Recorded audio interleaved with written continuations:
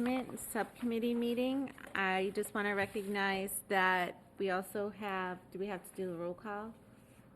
Yes. Okay.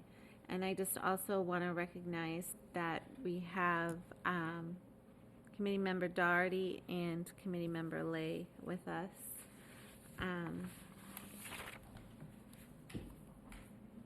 Roll call. Roll call, please.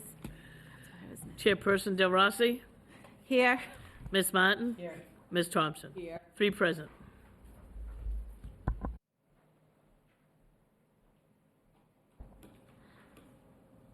Okay, so what we have to go over are the key performance indicators from Q1 that are included: academic and student achievement,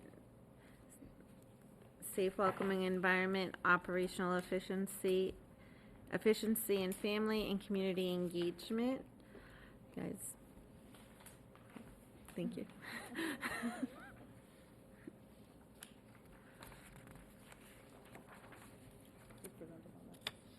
Who's presenting on that? Who's presenting? One of you presenting on it, or are we just doing? So, I've submitted the report and responsible for putting that report together. I'm happy to go through it with the committee, subcommittee.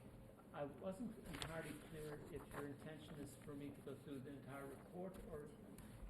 Sure.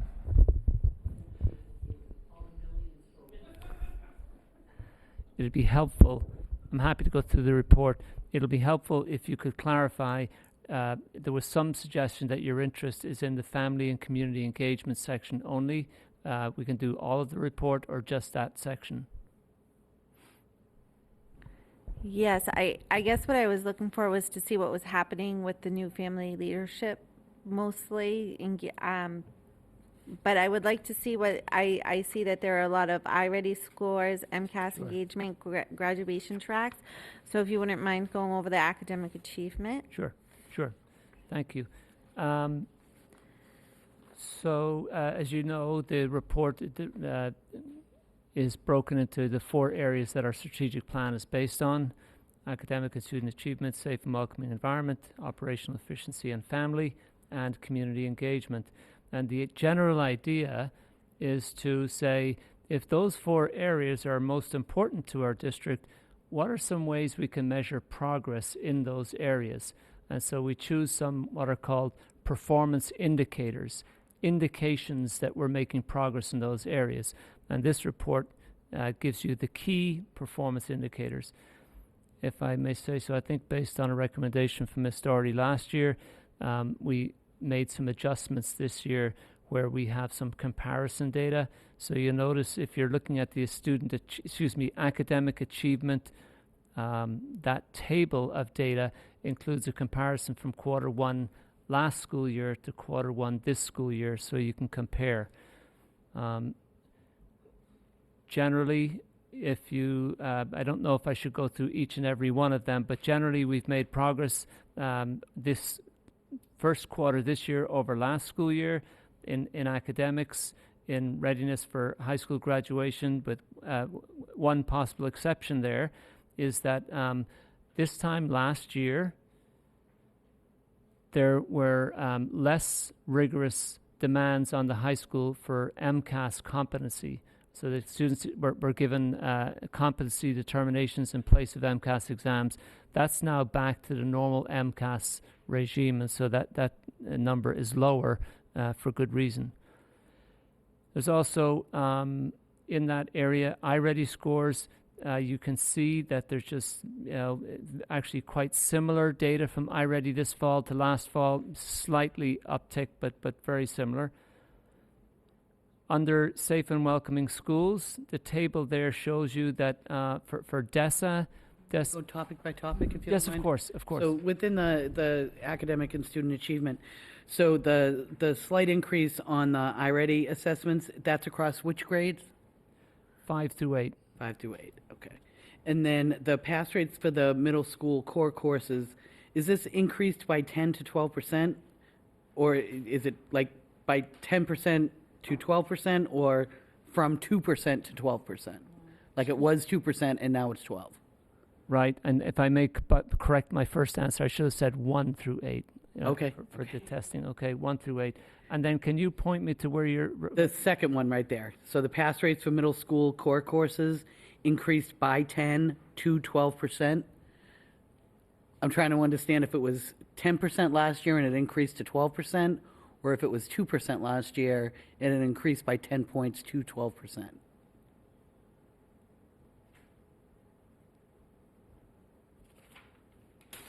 So as I'm reading it, it says increased by 10 to 12%, which I don't understand. That'd be a very low figure. Well, I mean, the math is only 18%. Right.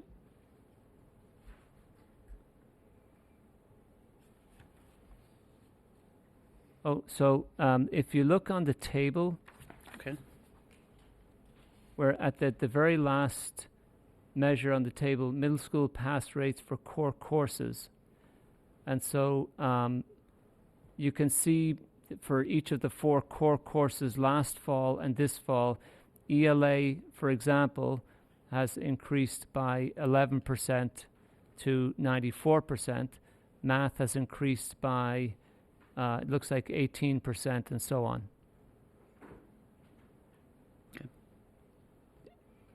So the pass rates, the actual pass rates are ELA 94%, Math 93%, Science 95%, and Social Studies 95%. Okay. Okay. Yeah.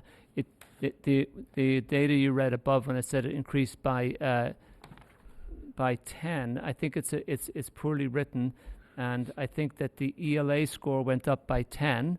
On the data on the table, it looks like 11 because it was rounded, I'm guessing. Yeah. Okay.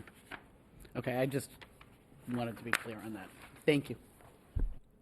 Just one quick question on the first line of the table, which I guess is the competency determination, where it talks about in the first quarter, the MCAS competency determination was at 92 or 93%. Let's just round it up, and is now at 58-ish%. Right. I do understand that it's for science only, but what basically, I guess my concern is what is being done to bring that number up, or what is that a number that concerns you all? Yes. So I thought every time we look at data, we could actually get some more data. So we're comparing this quarter to the first quarter last year. What we need to do to talk about the number you've referred to is compared to a normal school year when MCAS, right? And so I don't have that to hand right now, but it's a concern nonetheless. But it's always a concern at the high school, and so the first iteration of MCAS tests are given in grade 9 for biology, and then in grades 10 for other subjects. You can reissue them, I think, twice a year and each year. So you have several bites at the cherry to get students to make their MCAS competency before they're eligible to graduate. Thank you. Yeah, that number just jumped out to me, so I wanted to just have a conversation about what the thoughts were around that. So thank you. Does this include all students in the entire district, or did it separate out ELL students, special ed students, or is this just a collaboration of all students? This is all students. Okay.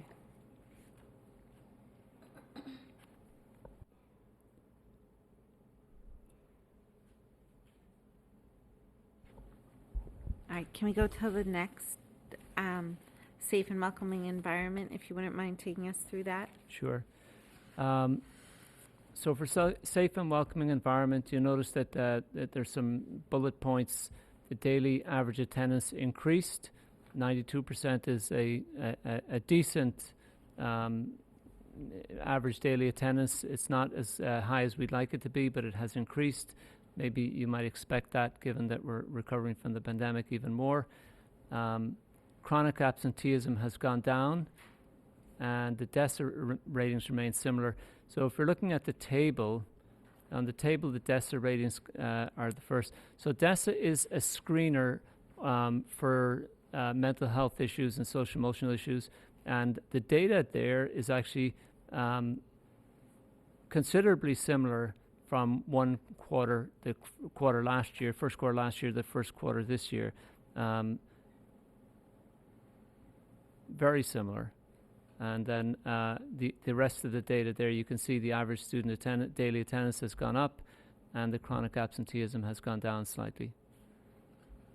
I'll take any questions you have about that. So I guess my question is basically like we're not helping these kids. The same 9% in 2021, the same 9% in 2022. We need to do something. We need to look at some stronger mental health tools. We need to look at something stronger to help these kids. There's no growth, there's no decrease, we're not helping this number go down. That's in need, that's intense. Right, so I'm not qualified to give you a detailed summary of what that entails, right? The mental health field is not my forte, but I will say that 9% is a concern, of course. It talks about that they're called students in need, but it would include everything from what we all might agree is a serious mental health issue to students that are suffering anxiety, to students that are having social problems because they're having a hard time making friends and so on and so forth. And to some degree, they would be ongoing issues in a school and a year. Social workers in schools have groups, they have individual conferences with students, and that's gone on every single year, even before we had the DESA to help us gauge where students are at. But yes, there are more mental health issues nowadays than there were several years ago. I'm not sure what exactly that 9% means, but it would be, even within the 9%, it would be a range of issues that are some more serious and others less so, but they're not being ignored, they're being addressed. Thank you. Do you think next time we do this, can we define the areas better so we can really like know what they are, like what we're looking at, so that it's basically like just maybe a definition, so strength, typical, and in need. When I did DESA, I know one was at risk. I want to say there was an at-risk level. So I just want to make sure that we're covering everything. And Certainly, yeah. thank you. I think I agree with the sentiment. I think it's really important that we define the areas. It's likely, I'll be cautious how I say this, but it's likely that sometimes labels on the tests change. And so it sounds to me like the kind of thing that which instead of referring to students as being at risk, to refer to them as being in need, it might mean the same thing, but we would be inaccurate if we didn't use the labels that the test uses. But I think your point, Ms. Del Rossi, is that you'd like to, when you see these, you'd like to know more background information about what exactly it means. Yes, thank you very much. Thank you. I'm just looking at the data. Just want to have a comment that the chronic absence at 25, even though it's 2% better than last year, but at 25, that means every 1 in every 4 students have chronic absence. That's strikingly high. Just want to mention that. Thank you. I agree. If it helps with that particular indicator, it means that the students have missed 10% of school days or more. So this was in the first quarter, 45 school days. If a child missed 5 days of school, they would be chronically absent. And so you're right that about a quarter of our students missed 5 days of school or more.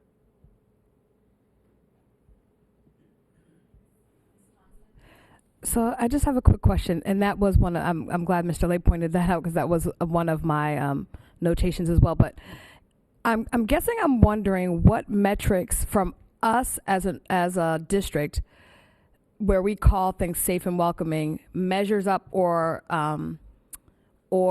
I guess is equal to what DESA might consider the same thing. I think for us to know that, so what aligns with what they're looking at. I mean, I think that it's important for us to look at as a district, we put a lot into, and as a committee, we put a lot into mental health services and supports. So I guess for us, it's really important for us to see what we've done has made some type of an indent in the issue. And obviously, we're well aware that mental health supports it's a bigger issue than just this district. But I think for us to know, what we're calling safe and welcoming, does that align with what DESA is kind of looking at? So if we could get something around those metrics, I think that would be really helpful. And I'm not sure if that's what Ms. Del Rossi was speaking to, kind of getting something that we have an idea of what that means. Because to your point, Mr. Skinner, we are also not mental health professional. At least I'm not a mental health professional, so I'm not quite sure of that. But I do want to make sure that we're aware of what these categories really succinctly mean, and does it align with what we're looking for as a district to have a safe and welcoming environment. Sure. Thank you. If I may point out, please, that normally when we talk about the KPI report, it's in the full committee. And when somebody would ask me about DESA, not being familiar with that, I would turn to my colleague who is in that, and I'd say, right? And so if somebody asks today about enrollment, for example, I'll turn to Ms. Phillips, right?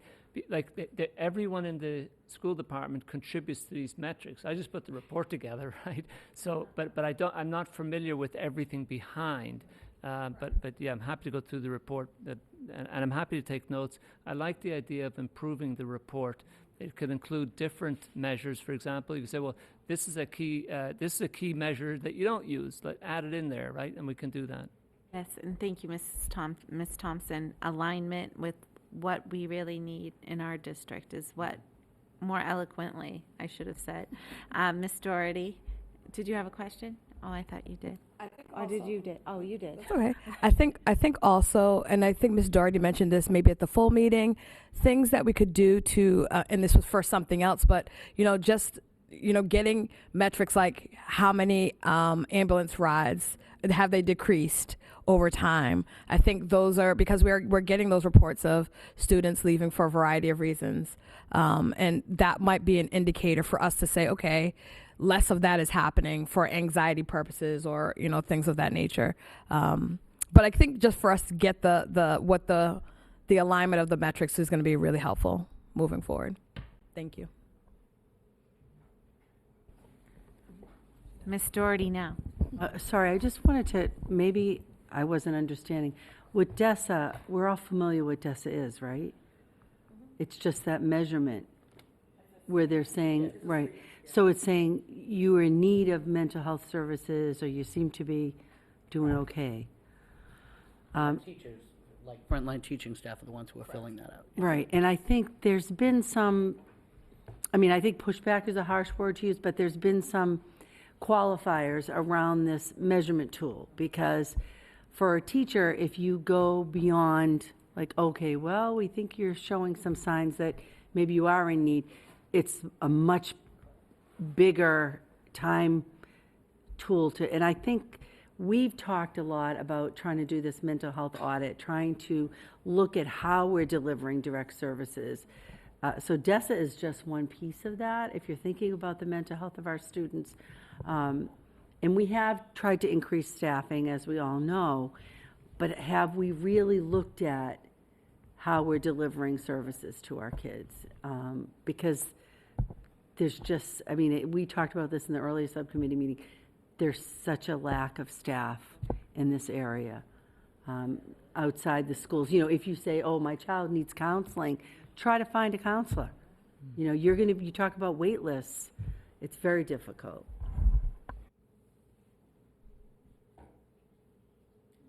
Okay, thank you. Can we go on to the operational efficiency? Sure. For operational efficiency, with some good news that diversity hiring is significantly up over the first quarter last year. Staff attendance is steady, and the substitute fill rate is significantly higher.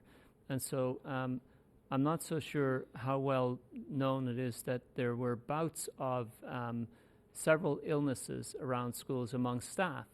COVID is still out there, flus and various respiratory illnesses, so that the number of absences during January, for example, this January is less than the catastrophic January we had last year, right? But not so much less as you might think. Approximately 500 staff out per day. It's not been a crisis because we have such a great substitute fill rate, and so the schools have managed that absence rate much better than was the case last year. 500 staff a day? Over the whole system, yes. How many teachers do we have in the system? 1,200? But this would the absence for staff would include paraprofessionals, custodians, everybody. Yeah. There's, I guess what I'm saying with that, Ms. They all Martin, is don't that get substitutes. There's been a lot of illness. Yeah. Been a lot of illness, right? I met with the principal. I was going to say yesterday. It must have been Friday, but the principal had a difficult time making time to meet with me because there were 17 staff out at the school that day. It's been a lot of illness. Ms. Thompson and then Ms. Doherty. So yes, that number is shocking. I agree. That's a really large number.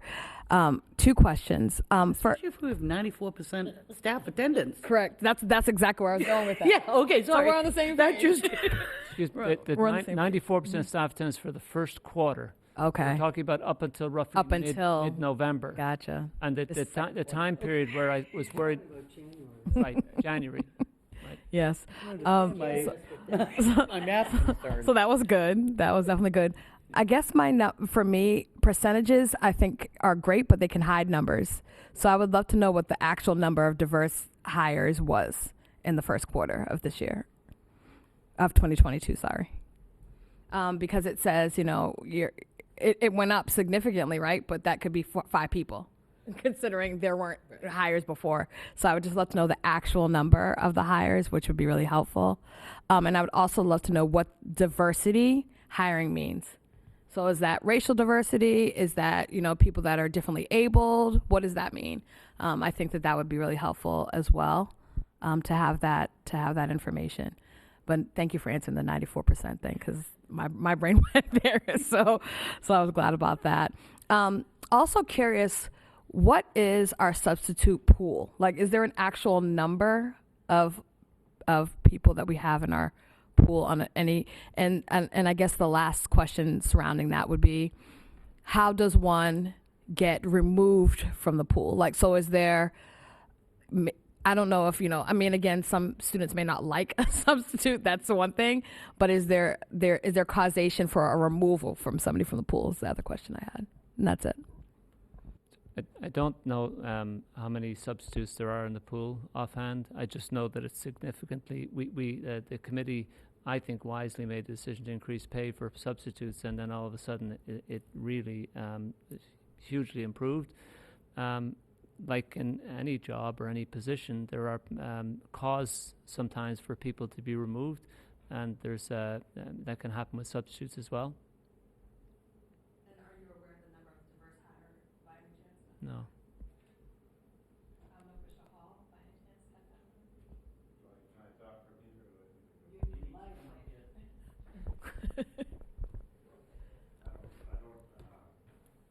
The exact number on that either. I thought that we had referenced it at the last minute, but I did want to share with everyone on that substitute class. We've aligned it now, so every time you guys have a regularly scheduled meeting, we do a substitute class, and that was geared so you all, when you're out amongst the community, if you find someone who's interested, you can just tell them there's a class every time the school committee has a regularly scheduled meeting.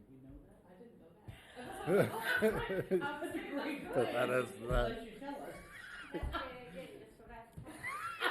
I'm guilty, I admit it, but I was trying to help the process, but we probably didn't tell you all, but I'm telling you now. When did that start? About 2 months ago.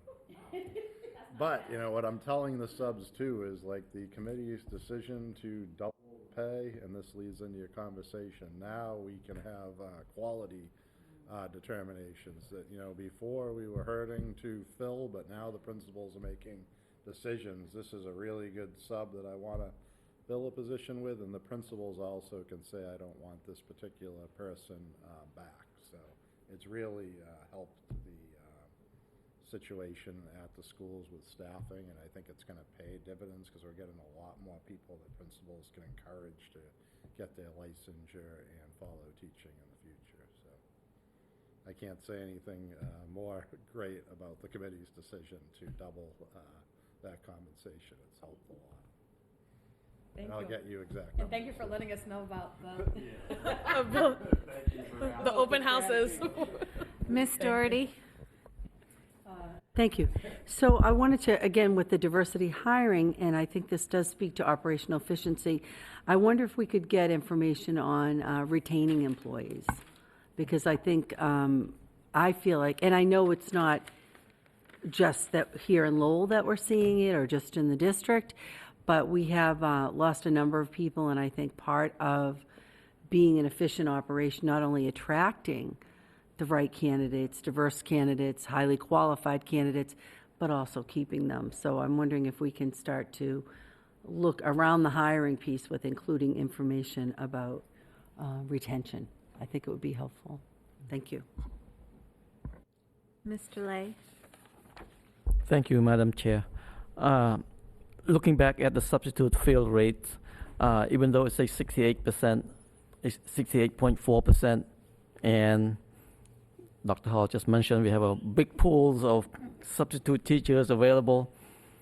Why we still have 30% vacancy in the classroom? That means 30% of the classroom have not been filled. Is that right? Am I reading it right? So we're still short with substitute teachers. Is that right?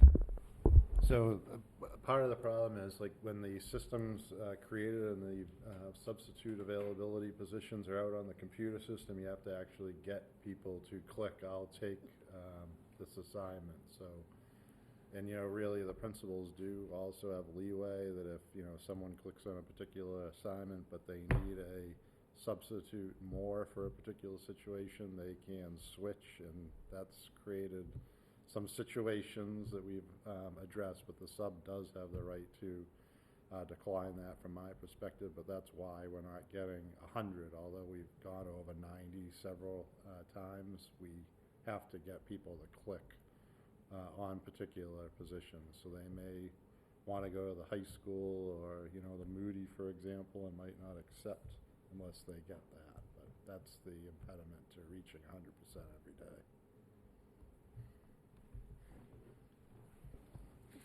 Okay. Are we good? All right. Family and community engagement, we'll go over that. Oh, I'm sorry. Well, I already have a question. But go ahead.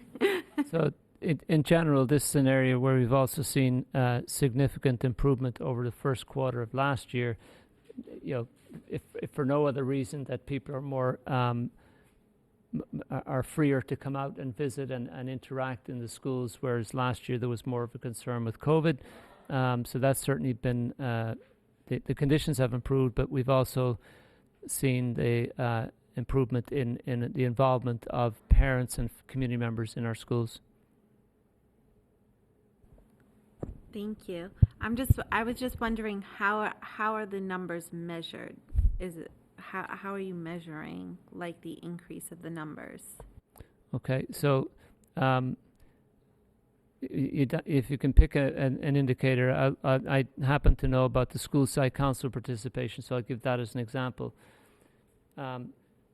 School site council participation is measured by every time a school has a meeting, how many parents came to that meeting.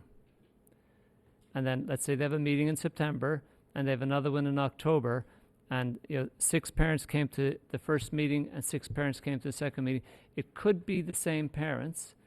So what that, answering the question, like that is a measure of how many parents came to all of the meetings that you had in the first quarter. I think the measures are really important.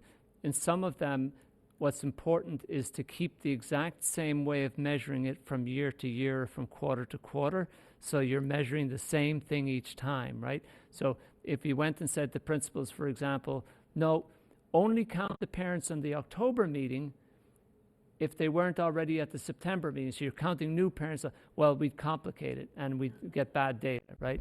So it's the total number of parents. Similarly, the parent-teacher conferences, this is the total number of parents who came to each school if they had on various opportunities for parent conferences. There are some open houses, there are some family nights, there are different opportunities, and it's the total number of parents that came to each of those, each and all of them. So it's visits, basically. Correct. No, it's people. No, Yes. so what I mean by that is you're not counting, Oh. you're counting each visit as opposed to saying this, so a family, exactly. That's right. That's correct. That's correct. Mr. Lay? Thank you, Madam Chair. Again, and then go back to language access. What does that mean? 1264 and 2407. Ms. Phillips? Oh, So right now, that is limited to the usage of our centralized contracts. So that is based on the number of calls made using our Lionbridge phone interpretation service. It's the interpretation, the number of times an interpreter has been scheduled using our ATP contractor, and the number of translations that have been requested by the ATP translator or interpreter. No, I said the interpreter and the translator. That's it. That's all that's in this number. And I think if you look at the language access presentation that I submitted for this Wednesday, you'll see how that breaks down in a little more detail. The language access is an area that's evolving because our language access is bigger than just those contracts. So a lot of our schools have now started to engage in apps, and now my office is trying to understand how well the apps are communicating with families, because there's a lot of translation functions, and that's a little harder to quantify. So we're trying to figure out how to quantify language access at the buildings when it's not as clear as using the language line or a translation company. We've also placed a lot of bilingual staff, bilingual family liaisons at our Renaissance schools. So again, it's hard to quantify how often the staff is being used in lieu of the telephonic interpretation service. So it's like we're building new ways of reporting back language access, and a big piece is getting information from families on whether that's working. And what I included in my language access presentation for Wednesday was that part of our Family Leadership Institute and the English for the, with the goal of families understanding the school context. That's an opportunity for us to really hear back from families around how well are they using these apps, right? Because I do know that when they come into Family Resource Center, a lot of times it's seeming like for many families it's their first time using the email or whatnot. But my understanding is that once they do get to the school site, the teachers in the schools are providing an orientation to families on how to use the translation apps. And then my understanding is that families are able to, or teachers are able to track who's opening certain messages or who's responding back.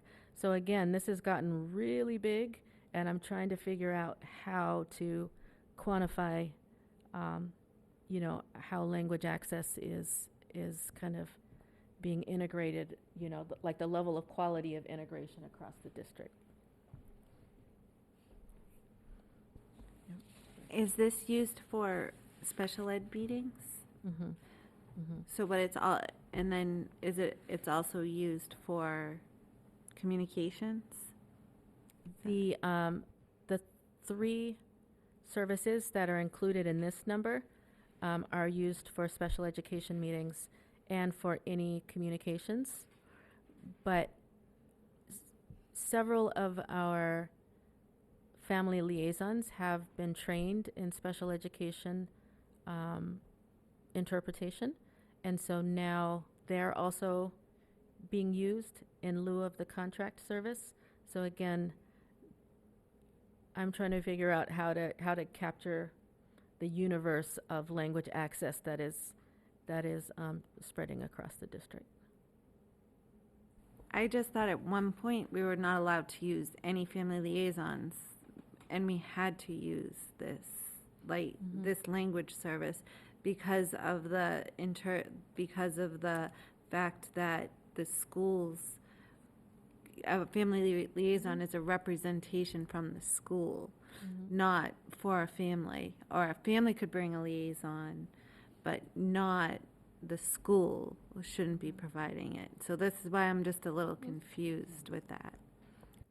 So not all liaisons come with training, and so that's usually like the first criteria. We do recommend the contractor where possible, but in some cases where the contractor is not available, or if it's a language that our contractor can't support, where we have trained liaisons, like that's something new. When I came in and hired the first team of liaisons, they did not come in with any kind of training. Since then, many of them have received certificates in training from UMass Amherst Center for Interpretation and Translation. They've received training in interpretation, translation, and then there's also a special education training. So there must be specific family liaisons. Right, right. So wherever possible, we need the trained liaison. There are cases, I believe, where others are being brought in where a translator cannot be found. But again, that's never our preference, and we are trying to improve on that. We do have 3 high incidence languages, Spanish, Portuguese, and Khmer. Our largest growing population is the Portuguese speaking population. And then we also have maintained the levels of Spanish speakers. I think our Khmer speaking population is starting to go down a little, but we've really been trying to increase our Spanish Portuguese supports. And then we have 60 other languages that are low incidence, so that's been a challenge for us sometimes, finding a low incidence interpreter. But we still got to try to figure out how to do it. So we're not just saying, oh, well, it's hard. We really are trying to figure out how to do it better. I get it. Been there, done that. I know. Can I just make one comment about the training the parent? Just want to make a quick comment about training parent liaison with UMass. I know that there are a lot of people here in the city of Lowell that could speak both languages really well, but they're not employed in the public school. So if we hire 1 or 2, let's pick Khmer, as a parent liaison, doesn't mean that that person, they can take the training, but they're not really that good in translating the language. So we may train a person to do something that's not what they are great at. So I don't know if there are possibilities to train those that, or allow those who can speak both languages really well to take some training so we can use them for services. Just my comments. I don't know if that's something that we can do in the future. Thank you. And that is part of our Family Leadership Institute, identifying others who come with high levels of proficiency in English and, another language, who maybe, for whatever reason, may be working or not working or whatnot, but just really trying to find ways that we can, utilize all of the assets in the community. So I think that as we build out the Family Leadership Institute, and not just for families, but also community members, there are opportunities for us to invest in bilingual individuals to be able to provide these services, especially for the low incidence languages. Thank you. Ms. Thompson? Just as a point, I think we have to be also mindful that interpretation and translation are entirely separate skill sets. So while it is great to have somebody who can, translate, they may not be able to interpret and vice versa. So we have to be, that is why there's like a measure to do that, just so that across the board there's an expectation. And we have, that's why it would make it easier for us to have a consistent metric when you have everybody go through that process. I do believe we can utilize the richness of the city, but I just want to make sure that that's, as you're going forward, that we're thinking that way. Okay.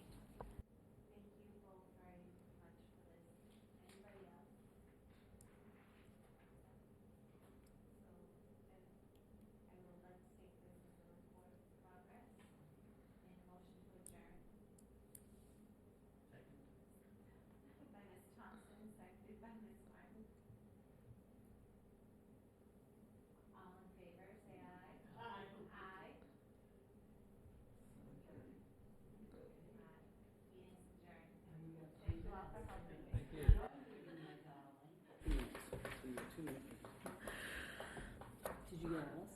He's supposed to be bringing it to the scope of service.